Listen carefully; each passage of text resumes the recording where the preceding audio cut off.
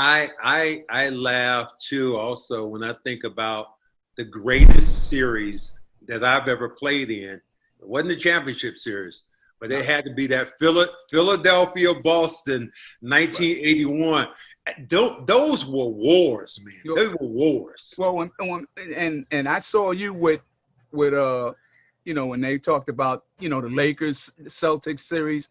I don't know why they wanted to interview me, because I never was involved in that type of series. It was always Houston, or like you said, either was Philadelphia, okay, and we crushed everybody else. So it was always a war against us and Philadelphia. And the team that, you think about it now, the team that won, okay, would be in the championship game against either LA or Houston. So I always tell people the war was Philadelphia, okay, because it's not like we didn't like them. It was a myth, okay? We wanted to just beat them and they wanted to beat us. Well, I do remember one time actually with us we played a exhibition game against Philly, and we played in, I want to say it was in Knoxville, Tennessee. And after the game was over, no places were open to eat except the hotel. Well, we got there early to eat.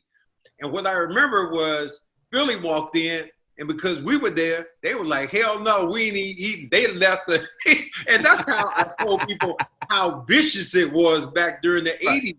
Teams did not like each other. Right. Well, it was always like that. It's not like that now. And even in the summers, okay, the only time I played with Doc, okay, was when he was in New York and we played against Philadelphia. We were friends, but when we put on that different uniform, we weren't friends.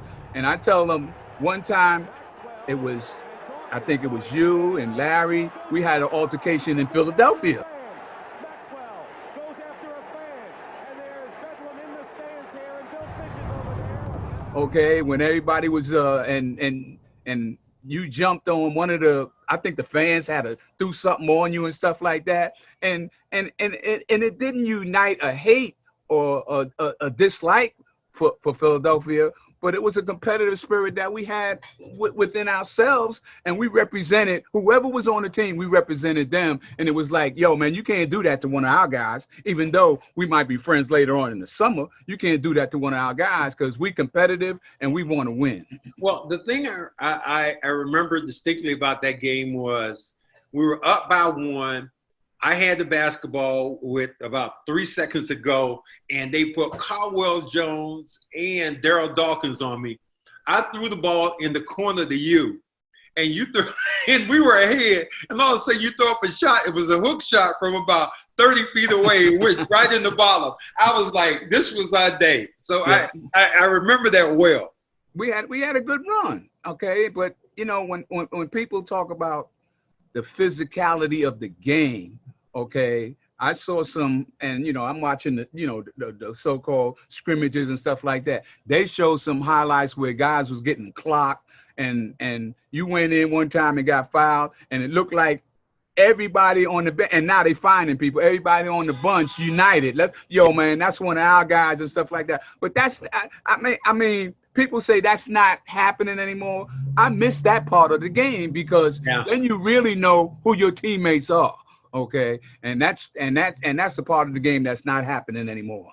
Well, talk to me about your relationship with Red Auerbach, because here's a guy who went out, got you, you were hurt, and believed in who you were. I'm not gonna, and then I'll go to the other guy, Bill Fish, but talk about Red first. Red was he was a constant guy that always looked at guys who were supposed to be dead, okay, guys who were really forgotten, and on their way out. And I said, and it's not greener pastures, but it is greener pastures. Okay, I think about guys before me, Paul Silas, Don Chaney. I think about a lot of guys that people gave up on. And, when I first met, and that wasn't the first time I met Red, but when I went to his office, smoking all that kind of stuff, smoking a cigar, he started talking about the championship runs, championship teams and stuff like that. And he said, I think you could still do this. Okay, I think you could still do this. We bringing in somebody, and I didn't meet Bill Fitch before, and you know this. He was on I call it the good, the bad, and the ugly team. Before Bill came in, you know, you talk about Satch and then Dave Cowens. Okay, he said, I'm bringing in somebody, and you know, I'm giving you this chance to run this team, and we're gonna bring some new guys in, and we're gonna win. Okay, see all these championship banners we got. We want another championship banner. So my thing was, I want to be a part of that because I've never, and like you, before that, we've never been a part of a championship run. Okay, we was always with the ugly team, okay, or the bad team, and now you talk about a great team now. So when he said that, I said I got to get in shape.